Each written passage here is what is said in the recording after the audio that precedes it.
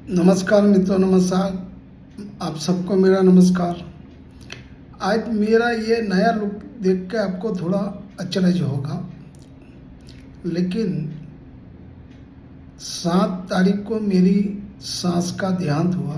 वो मेरी सास नहीं थी, माँ थी, क्योंकि 36 साल से हम मेरे साथ रहती थी। उसमें भी 26 साल से तो मेरे साथ ही रहती थी। उसका देहांत हुआ। रात को हम मेरे साथ खाना खाया, अच्छी अच्छी बातें की, लेकिन सुबह में वो उठ नहीं पाई, नींद में ही चल बसी। अच्छी मौत, लोग कहते हैं कि अच्छी मौत आई। उसने कुछ दर्द किसी को दिया नहीं, खुद भी दर्द सहा नहीं, दुखी हुई ही नहीं है।